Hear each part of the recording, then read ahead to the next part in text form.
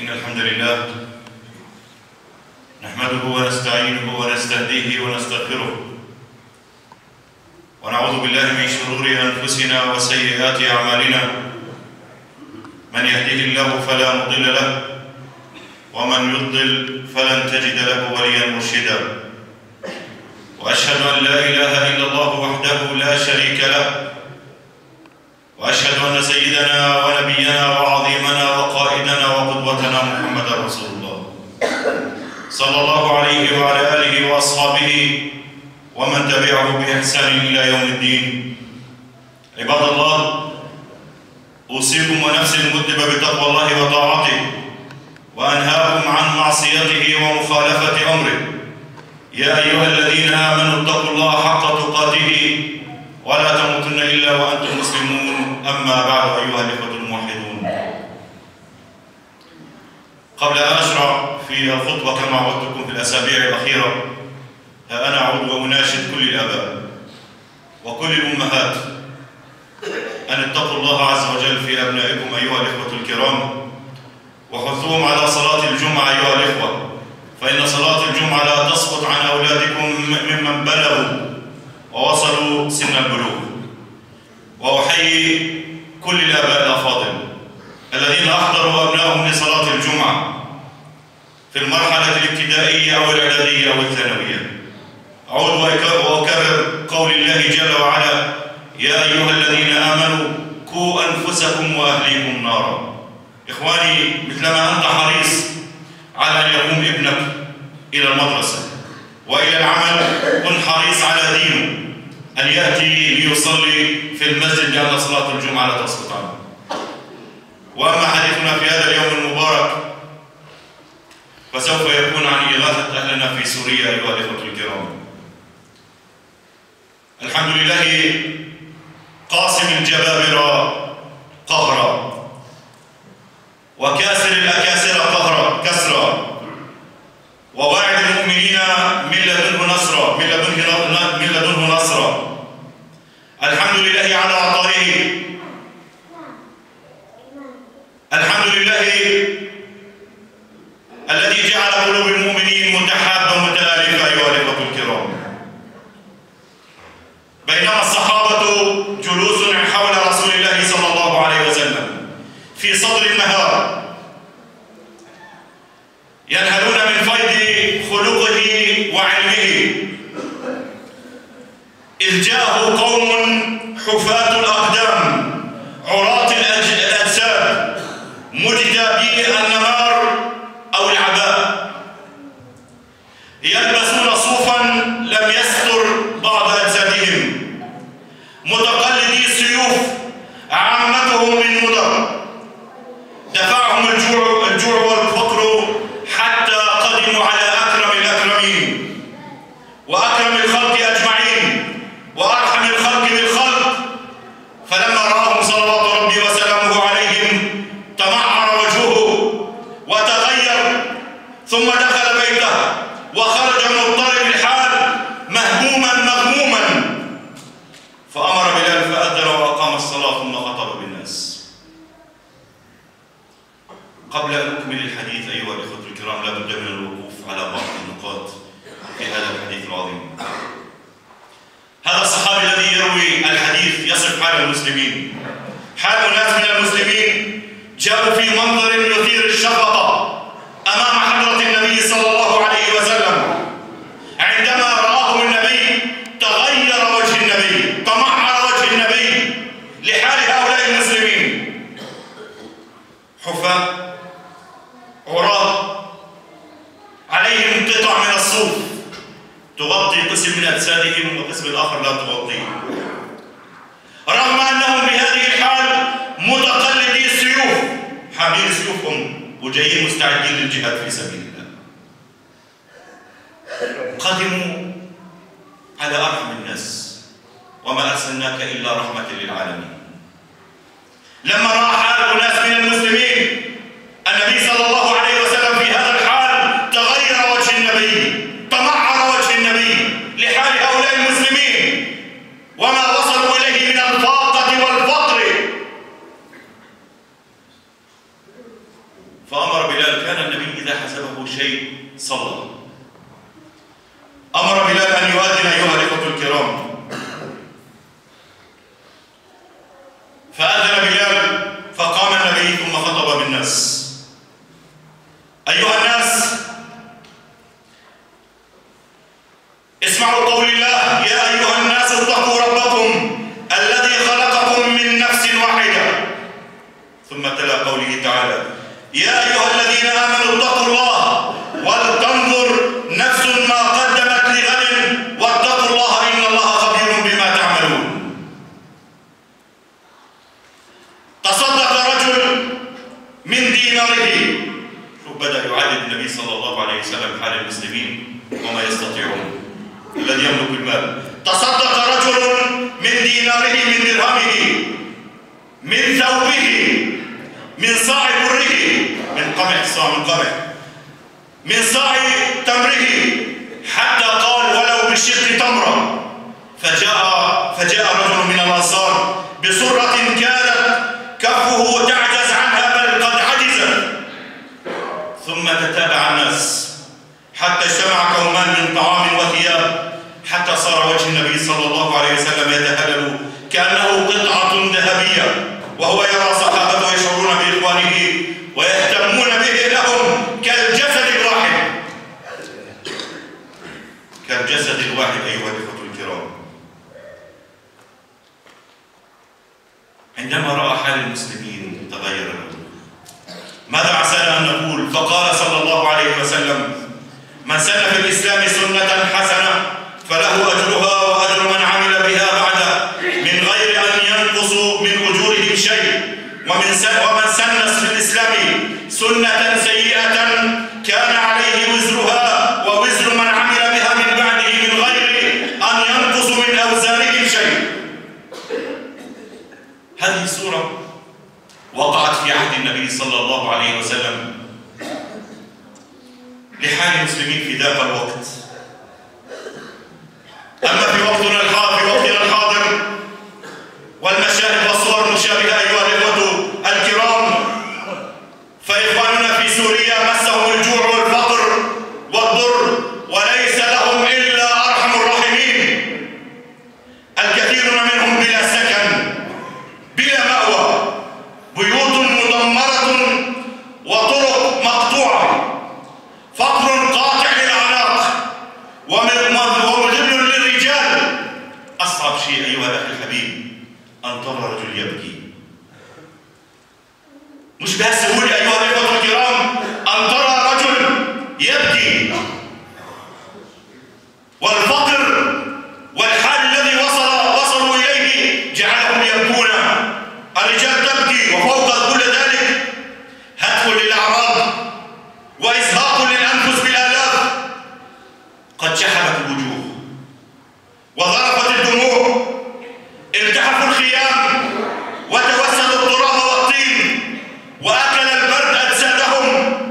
قد أسلمتهم الدول العربية والإسلامية للعراء وللأعداء، ومنوا عليهم بالغذاء والكساء والدواء. فوالله ليس لهم بعد الله إلا أنتم يا أبناء فلسطين، يا أبناء 48، يا أبناء هذا الوطن الغالي. تخلوا عنهم جميعا. ممن ننتظر أن يقف مع إخواننا في سوريا؟ الدول العربية التي تنفق أموالها على ناطحات السحاب، على البنيان، على الأمور التافهة، وهم يرون كيف يموت الشعب بأكمله.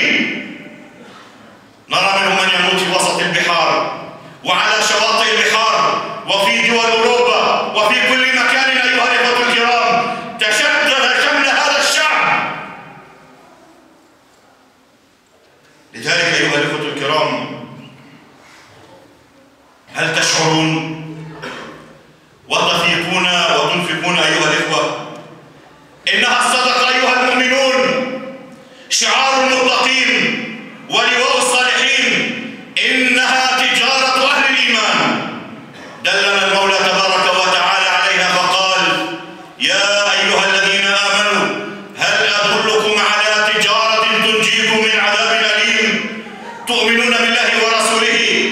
وتجاهدون في سبيل الله بأموالكم وأنفسكم ذلكم خير لكم إن كنتم تعلمون.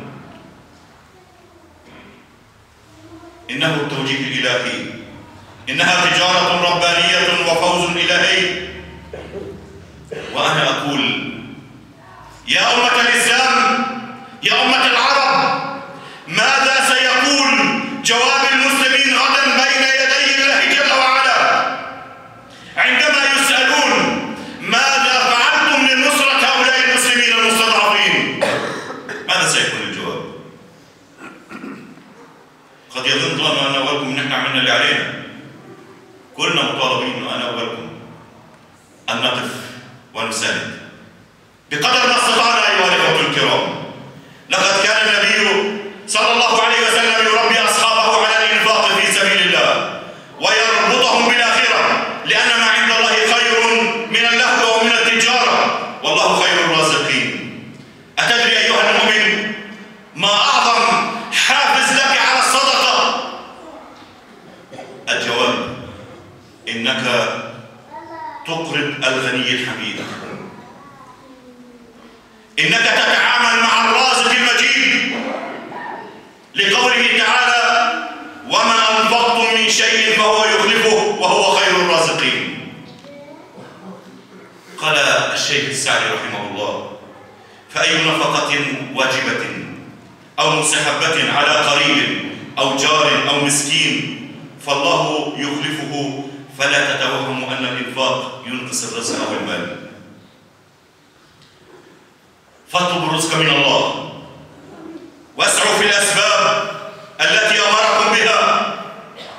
ألم يقل النبي صلى الله عليه وسلم: ما من يوم يصبح فيه العباد إلا فيه ملكان ينزلان فيقول أحدهما: اللهم أعطي منفقا خلفا، ويقول الآخر: اللهم أعطي ممسكا تلفا. أتظن إذا حطيت الشيكل أو 10 شيكل أو 100 شيكل سينقص مالك أيها الأخ الكريم؟ رزقي ورزقك بين يدي الله، لا تخف على رزقك. الصدقة يا مؤمنون سبب لحب الرب، وهي كفارة للذنوب والخطايا إذا اشتد الكرب يوم القيامة ودنت الشمس من الخلائق، فإن المتصدقين يتفيئون في ظل عرش الرحمن وتسترهم صدقتهم من لفح جهنم. فسبعة يظلهم الله في ظله يوم لا ظل إلا ظله، ومنهم ورجل تصدق بصدقة فأخفاها حتى لا تعلم شماله ما تنفق يمينه. الصدقة تطهر النفوس أيها الإخوة الكرام. قال تعالى: خذ من أموالهم صدقة تطهرهم وتزكيهم بها. في الصدقة إدخال السرور على المساكين، وأفضل الأعمال إدخال السرور على القلوب المنكسرة. قال صلى الله عليه وسلم: من لم يهتم بأمر المسلمين فليس منهم. وقال صلى الله عليه وسلم: أفضل الأعمال أن تدخل السرور على أخيك المؤمن، أو تقضي عنه دينا، أو تطعمه خبزا. وسائل الإعلام أيها الإخوة الكرام تظهر لنا كم أصبحت حال إخواننا في سوريا مأساوية، كم أصبحت حالهم مأساوية، بل حتى الدموع جفت في العيون أيها الإخوة الكرام من كثرة ما نرى من قتل وهدم وانتهاك للأعراض، من كثرة ما نرى أطفال يقتلون بلا ذنب، من كثرة ما نرى نساء ترمل بلا ذنب، من كثرة ما نرى بيوت تهدم على أصحابها. لذلك أيها الإخوة الكرام، الصدقة يا مؤمنون تغيظ الشيطان وتوجب الغفران، والصدقة تخلص المسلم من الشح، إذ ليس من المروءة أن نرى إخواننا يتألمون جوعا وتهتك بهم الحاجة، ثم لا تتحرك المشاعر ولا تهتز العواطف. رسولنا صلى الله عليه وسلم حين رأى ذاك القوم الذين تحدثنا عنهم تمعر وجهه، ودخل إلى البيت وخرج من البيت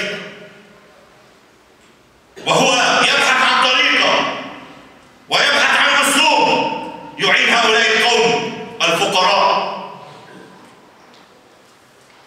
لذلك أيها الإخوة الكرام صار الصحابة ينفقون كل حسب قدرته، فيا من أمدك الله بالنعم والأموال أنفق ينفق الله عز وجل عليك، فما نقصت صدقة من مال. وقال صلى الله عليه وسلم: باكروا بالصدقة فإن البلاء لا يتخطى الصدقة، داووا مرضاكم بالصدقات أيها الإخوة الكرام. وقال: إن صدقة المسلم تزيد في العمر وتمنع عنه ميتة السوء، ويذوب الله جل وعلا بها الكبر والفقر، ولا تنسوا أن صنائع المعروف تقي مصارع السوء والآفات والهلكات. رب ومعتصمة انطلقت من وفاه الصبايا اليتم، لامست أسمعهم لكنها لم تلامس نخوة المعتصمين. يا أهلنا في هذا البلد الطيب، ها هي ساحات العطاء والإنفاق في سبيل الله، فهل لبينا النداء واقتضينا بحبيبنا محمد صلى الله عليه وسلم؟ عهدناكم كذلك أيها الإخوة الأفاضل. أقول ما تسمعون وأستغفر الله لي ولكم فيا فوز المسلمين.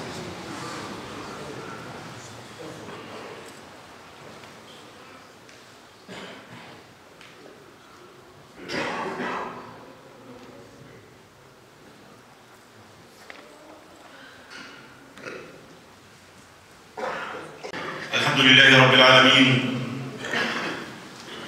مغيث المستغيثين وناصر المظلومين وقاسم ظهور المتكبرين والظالمين ومجيب دعوة المضطرين. إن تخاذل الأمة عن نصرة أهلنا في سوريا سببها كلمة جامعة مانعة أيها الإخوة الأفاضل. يدخل تحت هذه الكلمة كل أمراض الأمة، سياسياً، اقتصادياً، تربوياً، فكرياً، عسكرياً، أخلاقياً. أخبرنا عنها الحبيب صلى الله عليه وسلم: ألا وهي الوهن، وهي حب الدنيا وكراهية الموت. أرحل الأمة مكتوفة الأيدي عن نصرة المستضعفين المسلمين، وأتألم كل الألم. وهناك من يخرج علينا فيقول: يقتل ناس عادي، تنتهك أعراض عادي، ما في شيء، يموت كثير من الناس. ولكننا نقول: صبرا أهلنا في سوريا، فإن الله جل وعلا جاعل لكم فرجا ومخرجا مما أنتم فيه.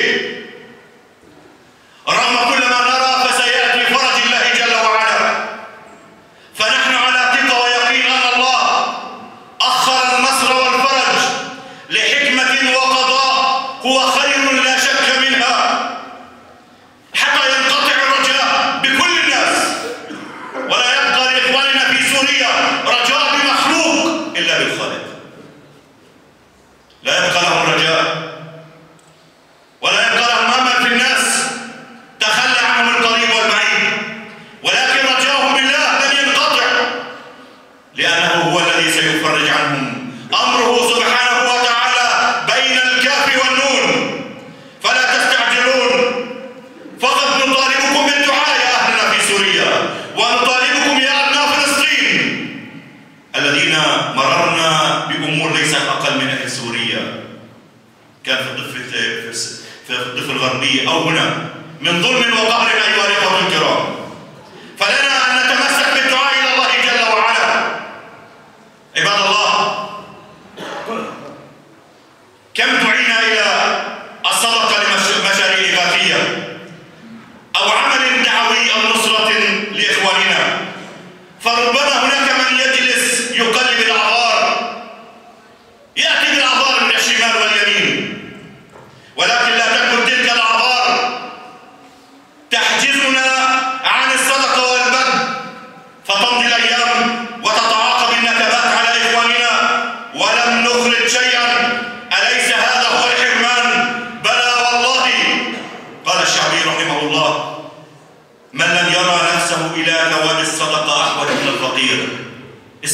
الإخوة الكرام، ربما لا تملك إلا شيء، هذا اللي بقدر عليه.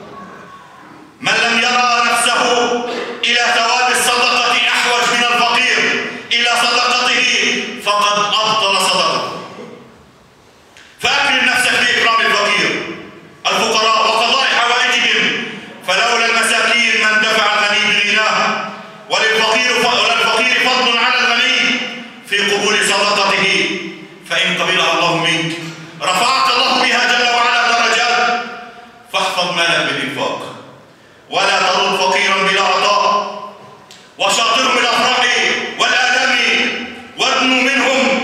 يقول عثمان رضي الله عنه وأرضاه، يقول عثمان: حبب إلي من الدنيا ثلاثة، حبب إلي من الدنيا ثلاثة: إشباع الجائع، وكسوة العاري، وتلاوة القرآن. وكل منا يستطيع أن يفعل بقدر. كل واحد فينا. لا تقل هذول اللي بجيبتي أنا خايف عليه ينبسط، إنك تتاجر مع الله العدل. من هؤلاء الذين يلتحقون السماء ويتوسدون الأرض؟ من لهم أيها الإخوة الكرام؟ من لهم؟ أليسوا مسلمين؟ أليسوا من أبناء جلدتنا؟ أليسوا من أهلنا؟ أليسوا ممن يستغيثون بالناس من أهلهم وإخوانهم؟ أين أنتم يا عرب؟ أين أنتم يا مسلمين؟ وخير الإسلام أن تطعم الطعام وتقرئ السلام على من عرفت ومن لا تعرف. ومن يبخل فإنما يبخل عن نفسه. وقد يسر الله لنا في بلادنا من يعيننا على إيصال هذه الصدقات. فالجمعية الإسلامية لإغاثة الأيتام والمحتاجين أطلقت حملة إغاثة أهلنا في سوريا الرابعة. دفين 4 ونحن على أبواب برد شتاء قارس. نحن داخل البيوت يا إخواني، ويعني البرد شديد، فكيف بمن لا يجد له بيت؟ كيف بمن يسكن في الخيام مع أطفاله؟ كيف بالأطفال الذين يركون حتفهم من البرد؟ أيها الإخوة الكرام، ماذا سنقول لله عز وجل؟ أنا لا أطالبكم إخوتي بما لا تستطيعون، أنا أطالب كل واحد فينا وأنا أولكم بما نستطيع، بقدر ما نستطيع. هي دعوة للجميع إلى الإنفاق والبذل على إخواننا، خاصة ونحن مقبلون على هذا البرد الشديد. فاسعوا لإغنائهم وسد حاجاتهم. جعلنا الله وإياكم مفاتيح للخير مغاليق للشر. تنطلق اليوم حملة الإغاثة إن شاء الله رب العالمين إلى أهلنا في سوريا في هذا البلد الطيب، على أن تكون على فترة لأسابيع إن شاء الله، وسيكون مقر الإغاثة تحت مسجد عمر الخطاب، وستجوب سيارة شوارع هذه البلد الطيبة حتى نفعل ما نستطيع. وإذا وقفنا أمام عدالة الله يا رب فعلنا ما نستطيع، فعلنا ما نستطيع. لكن لا تقدم لنفسك الأعذار، لا تقل لا أستطيع، لا تقل لا أملك، كلنا يملك حتى ولو القليل. اجعلها صدقة عنك وعن أبنائك، عن أهلك وعيالك. لا تبخل، فإن المال مال الله أيها الإخوة الكرام. إخوتي وأحبتي بالله، يوم الأحد يصادف ذكرى مولد النبي صلى الله عليه وسلم، وعليه ندعوكم غدا للمشاركة في مهرجان ذكرى مولد النبي صلى الله عليه وسلم، علنا نستلهم من شمائله وحياته صلى الله عليه وسلم ما ينفعنا في هذه الحياة وفي الآخرة إن شاء الله. غدا سيكون مهرجان في مدينة الطيري بعد صلاة المغرب مباشرة، رجال ونساء، شيب وشباب وأطفال. السفر سيكون من أمام مسجد عمر الخطاب الساعة 3:30 عصرا إن شاء الله. السفر سيكون مجاني، تسجيلا لأخونا عمر عطية أبو الصافي وأخونا جميل حسن نصار ويعقوب إن شاء الله. نسأل الله أن يعيننا وإياكم على ذلك، والإخوان ينتظرونكم عند الأبواب لاستلام مال الإغاثة إن شاء الله. كل ثقة بشهامتكم، أنتم أهل المروءة وإخواننا في سوريا أهل الكرامة. حافظوا على كرامة إخوانكم، بالله عليكم حافظوا على كرامة إخوانكم وعلى نساء المملكة. اللهم صل وسلم وبارك على حبيبي محمد وعلى آله وصحبه وسلم تسليما كثيرا إلى يوم الدين. اللهم لا تجعل الدنيا أكبر همنا ولا مبلغ علمنا ولا إلى النار مصيرنا. اللهم البسنا لباس التقوى وألزمنا كلمة التقوى، وأدخلنا جنة المأوى يا أرحم الراحمين، واجعلنا ممن بر واتقى وصدق في الحسنى فيسرته لليسرى وجنبته العسرى يا رب العالمين. اللهم اجعلنا مع الذين اتقوا والذين هم محسنون. اللهم ارحم ضعف إخواننا في كل مكان. اللهم ارحم ضعف إخواننا في سوريا. اللهم استر أعراضهم وآمنهم في أوطانهم يا رب العالمين. اللهم كن لهم ناصرا ومعينا يا رب العالمين. اللهم اعط منفقا خلفا واعط ممسكا تلفا.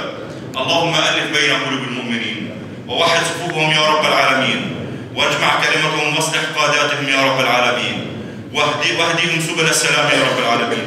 اللهم أدم علينا نعمة الأمن والأمان يا الله. اللهم أدم علينا نعمة الأمن والأمان يا رب العالمين. اللهم تقبل منا أعمالنا ولا تردها في وجوهنا يا رب العالمين. اللهم آمين. اللهم آمين. عباد الله، اذكروا الله يذكركم واستغفروا يغفر لكم، وأنت يا مقيم الصلاة أقم الصلاة.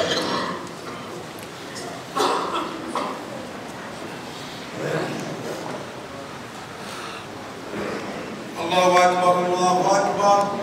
أشهد أن لا إله إلا الله. أشهد أن محمدا رسول الله. حي على الصلاة حي على الفلاح. قد قامت الصلاة قد قامت الصلاة. الله أكبر الله أكبر. لا إله إلا الله.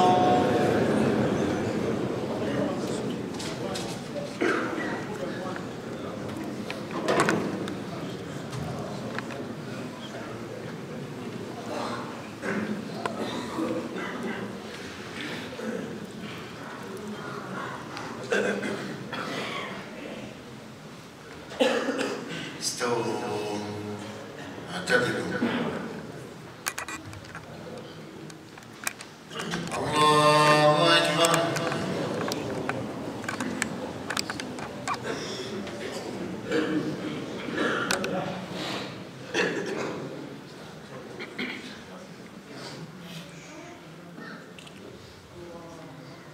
الحمد لله رب العالمين الرحمن الرحيم مالك يوم الدين.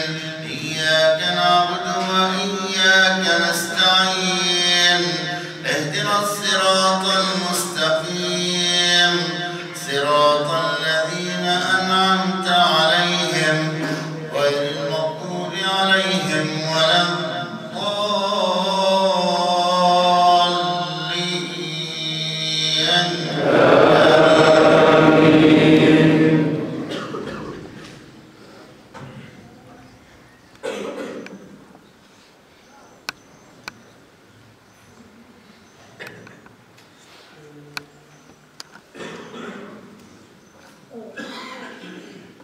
مثل الذين ينفقون أموالهم في سبيل الله كمثل حبة أنبتت 7 سنابل في كل سنبلة 100 حبة والله يضاعف لمن يشاء والله واسع عليم. الذين ينفقون أموالهم في سبيل الله ثم لا يتبعون ما أنفقوا منا ولا أذى لهم أجرهم عند ربهم ولا خوف عليهم ولا هم يحزنون. قولهم معروف ومغفرة خير من صدقة يتبعها أذى والله غني حميد. يا أيها الذين آمنوا لا تبطلوا صدقاتكم بالمن والأذى كالذي ينفق ماله رئاء الناس ولا يؤمن بالله واليوم الآخر فمثله كمثل صفوان عليه تراب فأصابه وابل فتركه صلدا لا يقدرون مما كسبوا على شيء والله لا يهدي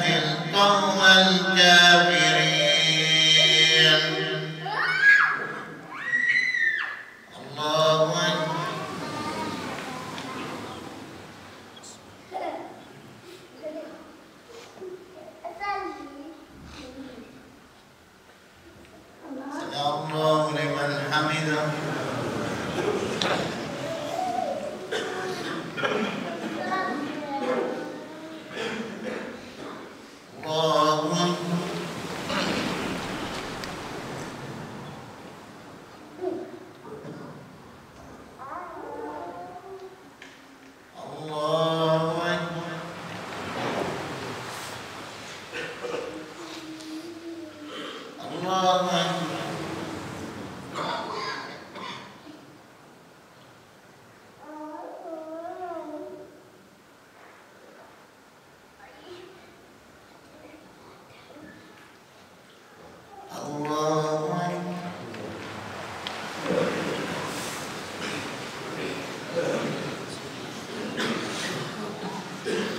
الحمد لله رب العالمين الرحمن الرحيم مالك يوم الدين إياك نعبد وإياك نستعين اهدنا الصراط المستقيم صراط الذين أنعمت عليهم غير المغضوب عليهم ولا الضالين.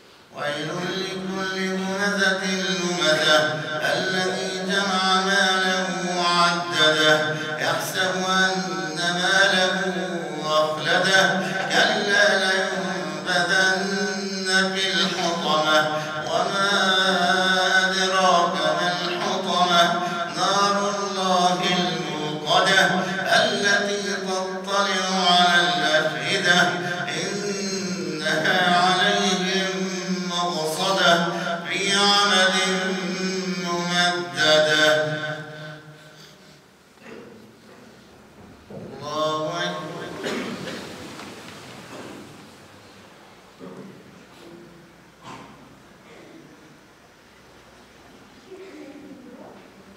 سمع الله لمن حمده.